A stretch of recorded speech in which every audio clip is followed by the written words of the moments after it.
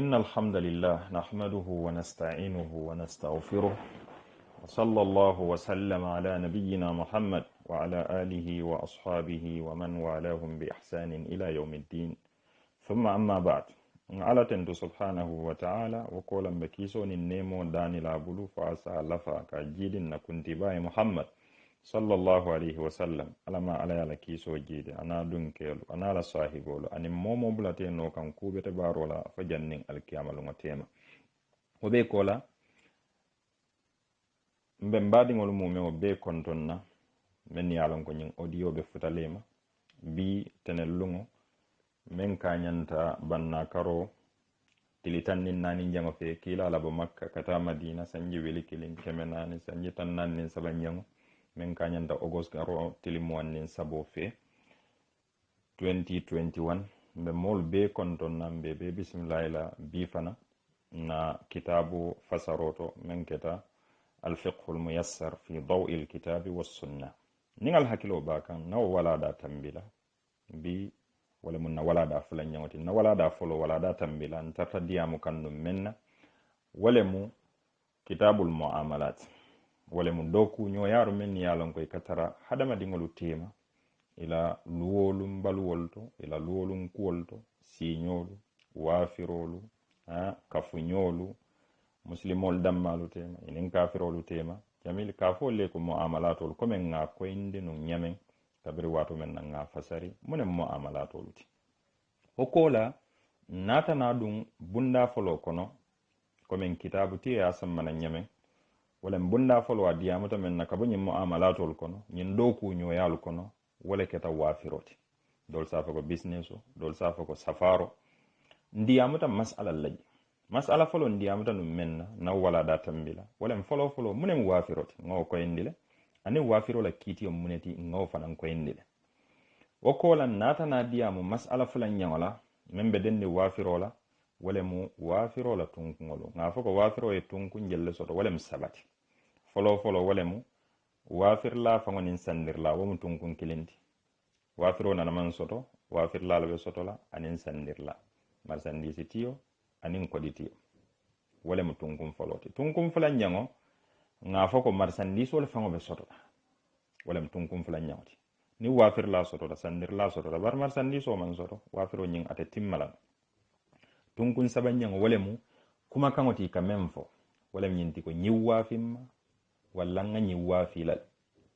wala mu tunkun saban nyangoti wo fana nga foko talabla fulalen me yalon ko kuma kangole dobe jaka ke baro la buka ke kuma kangoti mo kana ay kodojo ay masandiso ta ay kodojo ayatara anin julo man diamu nyoy mas'ala saban nyangon diamu ta menna ko wala mu sede andiro firo kan wa firo kan fo wajibo len walla man ke wajibote diam tan wo fana nga ko indi ko man ke wajibote Allah subhanahu wa ta'ala ay ayo fo ayo me yalon ko akayitandiro ke ko nimmolu be firi nyoyala isi sede andiro ke bari ko yamarlo men be jang Allah subhanahu wa ta'ala may yamarlo nyin amma bambandi kato na bambanta nun tembi aya bambandi no tembi abe kala munati abe kala wajibole tin tembi bari men ko fazari wala mkila fa sallallahu alaihi wasallam ala baro ani ala sahibo la baro ate kola birabe baluri mole wafiro kele bara manke ko wafirolu mol kata sedo le nyini nan wafirol la ka fako nyin sanye ni wafimma bari ta sedo kam manam folonta wafilem ata fangay wafiro kele bari sedo lu mallondi wafiro lu mume o bela abe wala nyama kabira ta bota je saybo la baro fanan o fanan tata wala nyama ko ninga ya taranu wafiro ni wafiro adoya ta banga warata ba sedo le kallondi amume o bela tembi wobe kala kuti me alon ka be kala kole ya kuti molu kambak muslime ya dunnata pour wo kole ya kunyin ka bonni molu kan wala mu al mashaqqatu wal haraj fe ngo fe nasi ke detoti nasi ke batati muslime ya nata pour ko bonni nyimman tol molu kan ko nata wafiro nyin tembi wafirinde wafiriba sedol kallondi amume obe tembi wo kole ya kunyin wala be tarlaji bi fanan lafta pour nali e continue na dawra me yalon ko na kafo men keta Islamic Enlightenment Society jam'iyya at-taw'iyya al-islamiyya nin yalon ko walle a organize be ala danna subhanahu wa ta'ala fasi so manta bengola asika fo nyin du mandi ibe do ko men na do ko nyin awarata bakele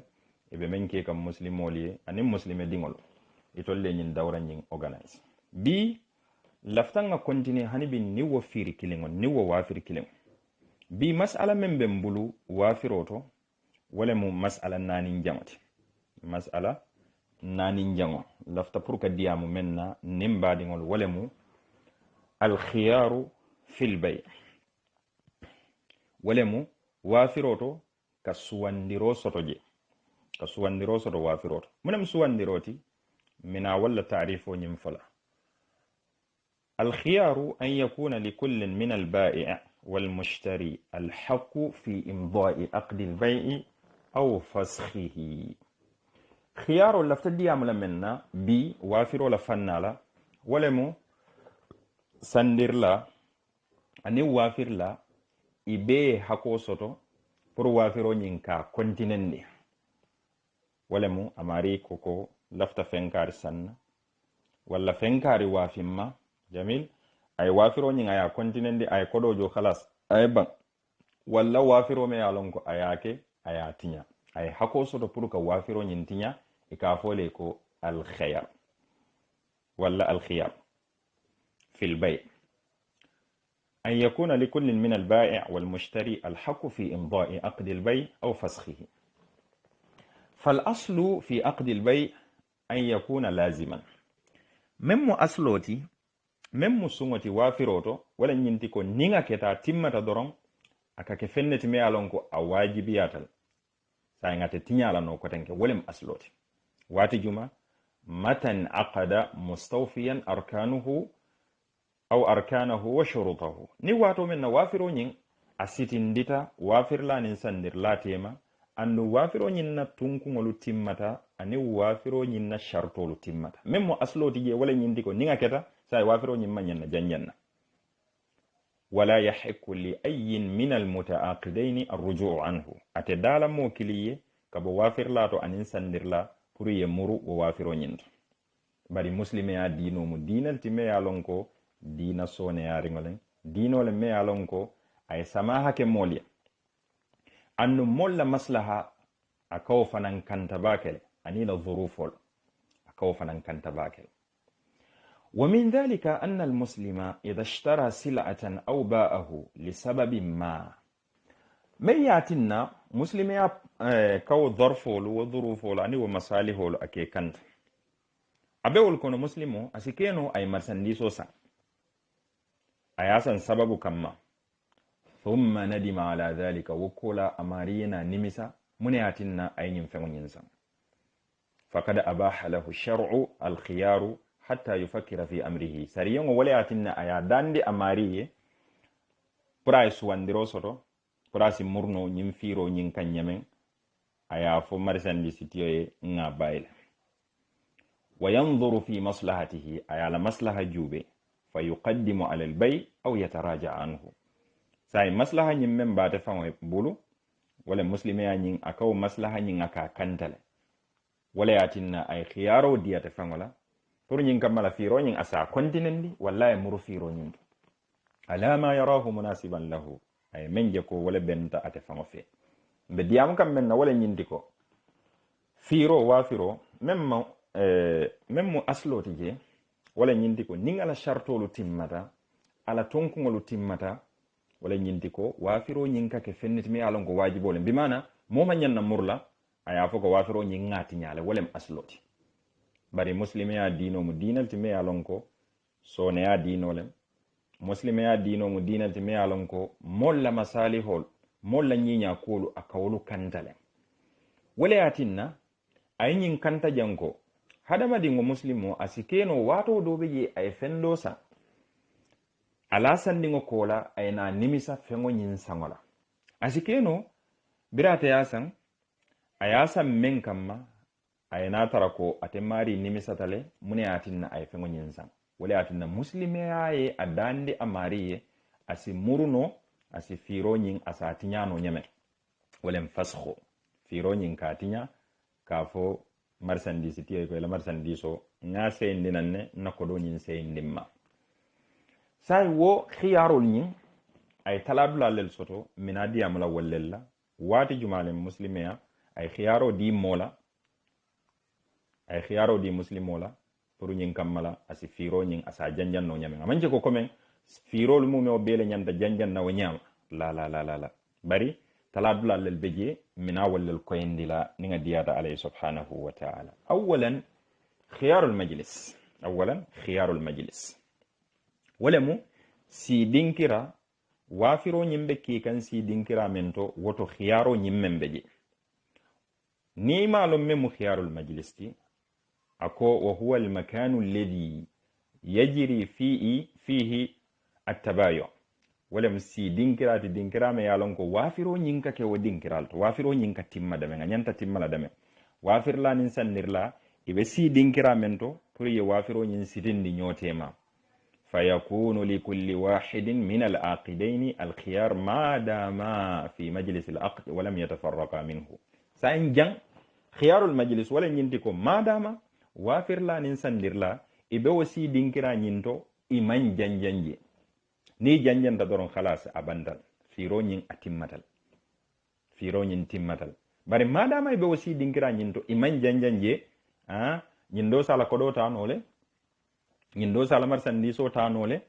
nyindo fanansi firo nyinga sa bonole jamil annu nyindo fanan sala kodo seyni no amal to say ka fanyine ko khiyarul majlis nyine mu khiyar foloti me alon ko muslimi ya dandi moli yemen ya alon ko be wafiro siti kan nyotema wala mu sidingira madama ma wuli wasi dingira nyin bar ni janjande wulta wasi dingira nyin do wafiro nyi mu wafir let me alon ko atimmatal say ngamira mba faham kan nyofe oto khiyarul majlis wala sidingira nyin ti wafiro nyimbe ke kan dame madama be woto sadi ngo ya dandi yenne wafirla anin sandirla madama man janjam folo pour isi firo nyin isa kontinandino walla ye firo nyin ya janjam mbew dalilo tala muntole hadith ibn umar me yalon ko muttafaqun alayhi bukhari ni muslim itolli haditho nyin fila ako anna an-nabiy sallallahu alayhi wa sallam qala al-bay'ani bil khiyar ma lam yatafarraqa ako wafirla fulo bimana sandirla ani wafirla khiyaro be mumeo be bulule wala mu nyindo e firo nyinga ya kontinendi walla ya janjam firo nyin kontinendo aninga janjango abe fulo be bulle malam yatafarraqa madama man janjam ka janjam munto wala mu sidingira nyindi firo nyimbe ke kanname o sa nyinim khiyar foloti me alon ko muslimi ay men dandi nyimmo fulo mumeo be mem wafirlati anin sandirla ni la fite si firo nyi sa kontinendi ni la fite si firo nyi janjam madama mambo dinkira nyin bar ni boto dinkira nyin to firo nyin atimmata la say ata janjan na no kotanka ثانيا فلان خيار الشرط ولمو سواندروت مي alonko abe dendin shartol bimana amari sharto landi marsandisi tiye ka fay ko ninyin sharto nyin ni wotimmata firo nyin ba kontinen dilale ni wo sharto nyin mantimma firo nyin ba janjannal ay sharto landi amariye sain khiyaru shart atelem munti wa huwa an yashtarita al mutaaqidan aw ahaduhuma al khiyara ila muddatin ma'luma li imda'i al aqdi aw fasxihi fa idha intahat al mudda al mahduda baynahuma min bidayati al aqdi wa lam yufsakh صار جازما جميل ولم ينتكو اكو خيار الشرط ولم وافر لا نسندر لا يشرطوتا نيوتيما يموفلو بي نيندو يشرطوتا ولا يفلو دو كيلينو يشرطوتا بمعنى ngacheko mella fita fengo nyinsanna wala sharto nyinta wala memba wafi kan amari sharto nyinta kata fu janni wato membe lonni masalan akay ko tilikili wala kay ko lokun kili walla kay ko karikile say nga tuté tolle bulu ye sharto menta kata fo janni wato me yalon ka be londin o fana nyanta tarla londin barata kelaten doron sharto ayatare mawati londala li imda'il aqd pour wafiro nyi yemen siti nyotema ay kontine ay ko wafiro me yalon ka bantal say ay kontine aw fasxihi walla ya janja ye sharto nyinta nyotema imma mo kilingole sharto ke walla mo fulo bele sharto nyinke ka fako nga wati londi nga sharto londi sharto me alon ko mba londi la fo janni wati pour wafiro nyin ay continue walla nga janja fa idan tahatil mudda al mahduda bainahuma sa ni wato nyin tata abanta yemellondi masalan nga ce ko tilikilin nan walla nga je ko lokon kilin nan lokon nyin tata abanta min bidayatil aqd ka kumasi munto wala wafiro nyin a kumasi ta wato men na sitindi ta wato men na ni lokun kilin nan walla lokun fulalen walla tilikilin nan walla tilisabalen ayatara modo man na pour ka wafiro nyin janjan sara laziman wafiro nyin fela kita wafiro mi alon ko say nga wajibi atal say nga te janjan nano ko tanke ni wato men na ni wato nyin tambita imari nyole sharto la mathalan misal fi moko moye ko nga moto wafima baranin sharto aha sharto wala monti moto nyi ba dilanna nga eta iya nga bori ndinga tara jube kan nga samba fi italia fo jannin karikilin abe tarlambulo kono le nga tara jube kan walla kay ko abe tarlambulle fo lokun kilin nga tara jube kan moto nyi fo abete ata fo amambete wala mun na shartoti akay ko nsonda kasiteje ini moto nyi yeta yetara jube kan fo lokun kilin say lokun tata fo abanta babula baborindi kan fo lokun nyi tata fo abanta amanna ka fay ko moto nyi nga murundi nanne walla nga nyilla njur karle jabala fo lokun nyi tata fo abanta biri lokun nyi tata fo abanta amanna pour kana wafiro nyi ka janjang woto say wafiro nyi mbekela wajiboti amari kunna anyantala kodo dilalale katun ye wato men londi wato nyi tata le fo abanta mari mamurna pour kana wafiro nyi janjang nyine mu khiyaru shart nyine mala misaloti misal jama be je me alon kon satano bari wato nyin taw dilanna ne wondan si misal jamata sa nyim misalo ngawo misal kilingo kosi momo si sumandiro keno wala pour isalo munemu khiyaru shartot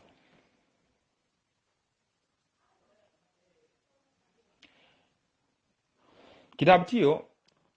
ay misalo ta khiyaru shartola ako misal fi an yashtari rajulun min akhari sayyara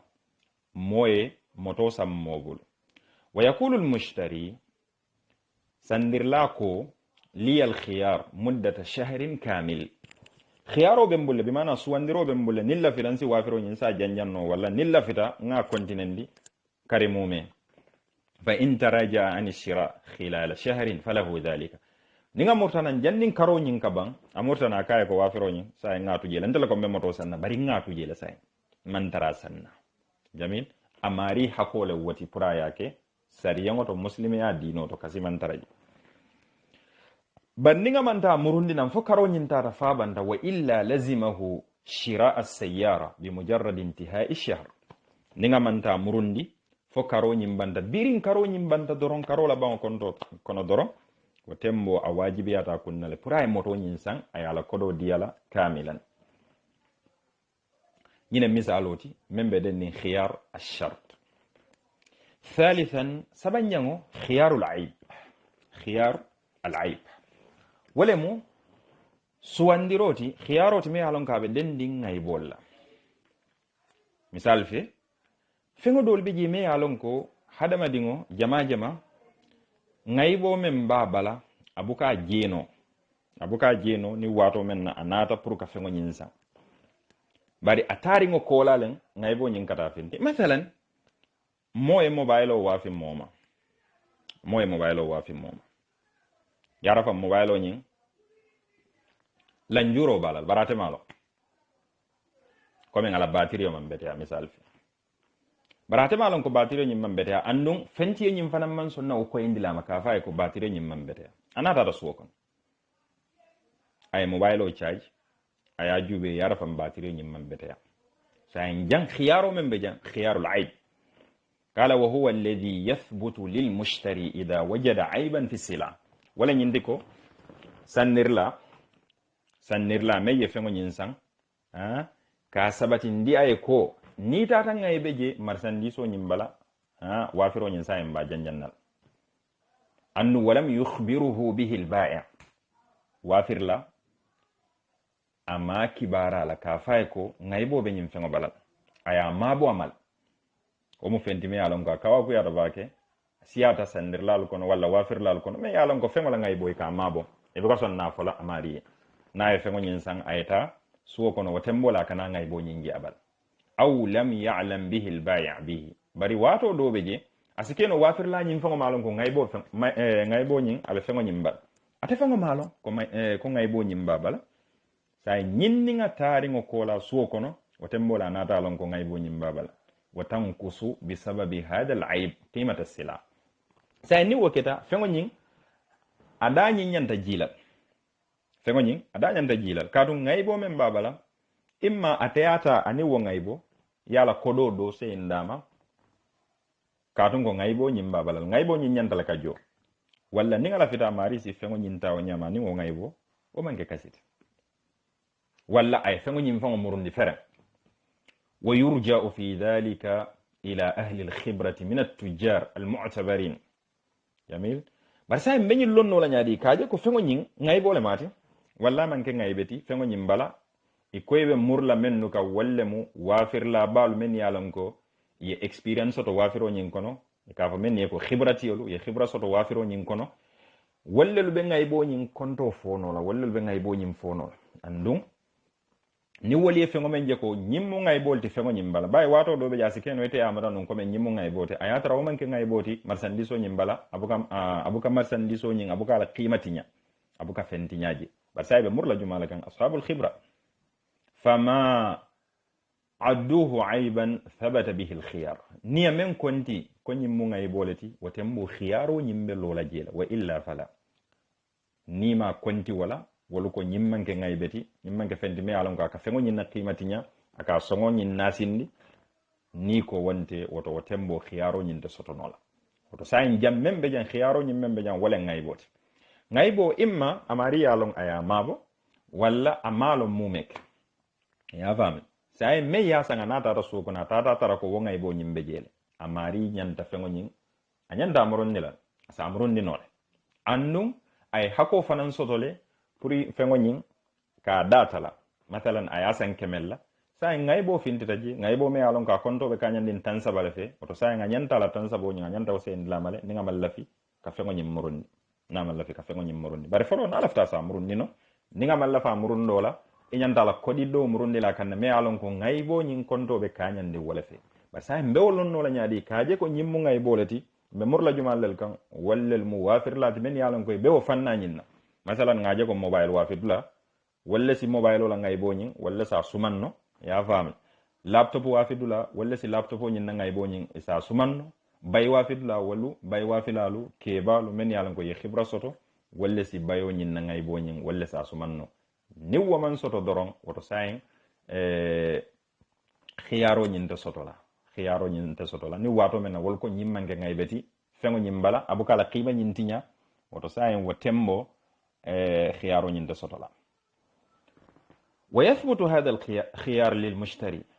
فإن شاء أمضى البيع وأخذ عوض العيب كما نمن كنتي نمن كويندي ولا نينتيكو نيغا ماري لا فيتا وافر لا ولا سندر لا وافر لا ولا سندر لا نيغا لا فيتا وافيرو نين أسا كونتينندي bari abe iwado nyin talal bi mana ibala kodido murundi la kan me yalon ko ngaybo konto mo walti وهو الفرق بين قيمة السلعة الصحيحة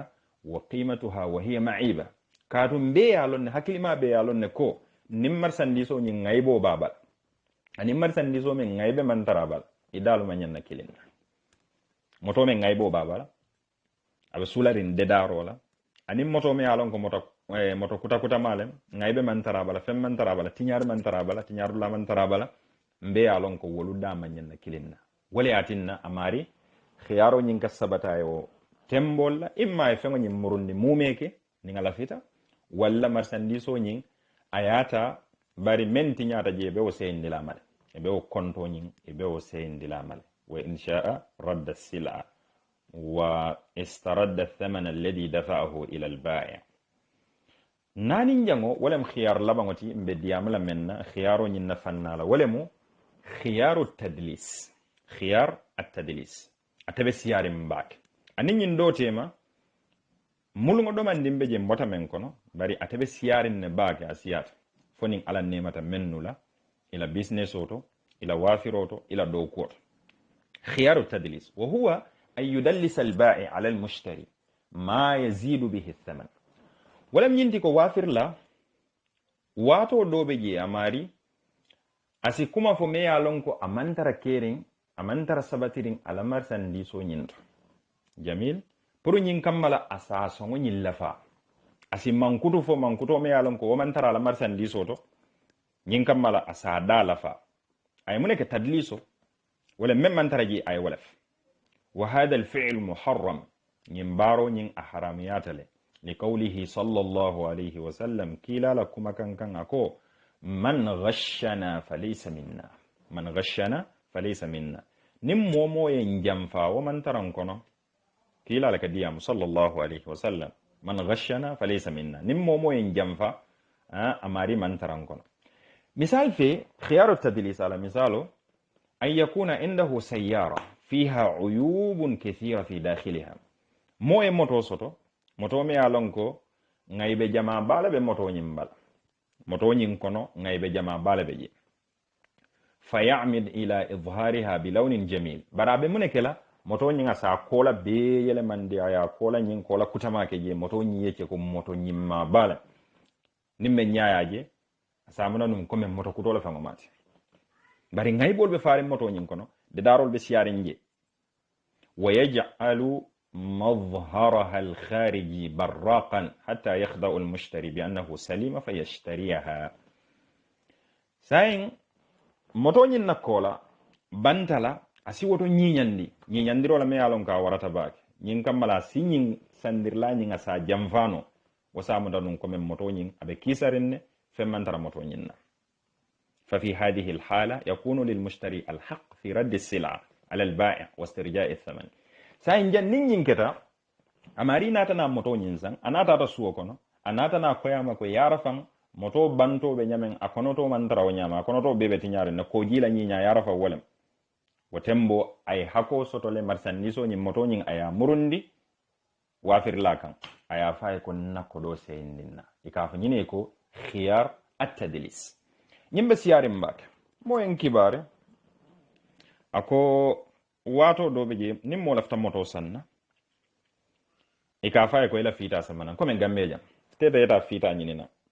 fita me yalon ko ite fango la taala e ko badunga da fita kariya ay nani moto jube nye fo moto nyinga bete ata walla fo amam bete akonye nite ila fita samana mel lafta moto nyi wafila wato dobe je ani wo fita nyi ani wala ka kona ay ta fita nyi ya kay ko moto nyin ku karle bala nyi ngay be karle bala bari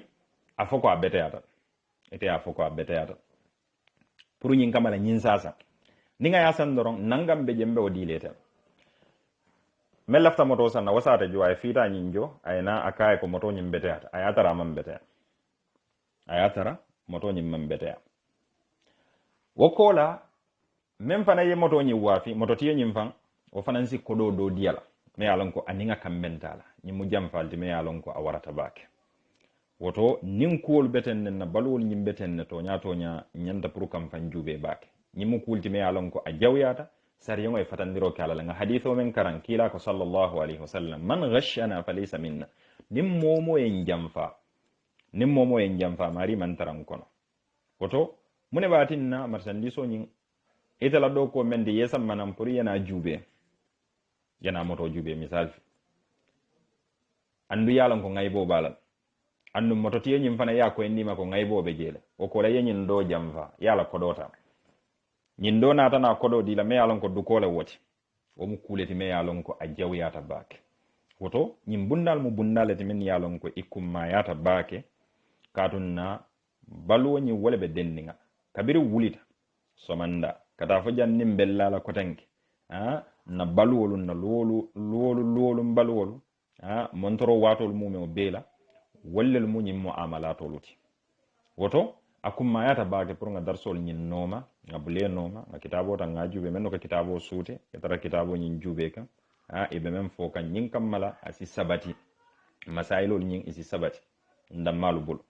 katun ko fenne me yalon ko akumma yata na bal wala be denni ngala kanna salol nyinin ka nyamen kanna sungo nyinin ka nyamen kanna jakabo nyinin ka nyamen nyunu fana nyante nyinin kala wala nyama ye koy ma fer nyanda koy lam mala fer katun ko na balwo nyine be denni ngala woto nin futata jam bi fana mbe lola jang mbe ala danna subhanahu wa ta'ala fasinken moluti mennu ka kumo moy e ka bula kende ma no kan mba folal mumo be ko assalamu alaikum wa rahmatullahi wa barakatuhu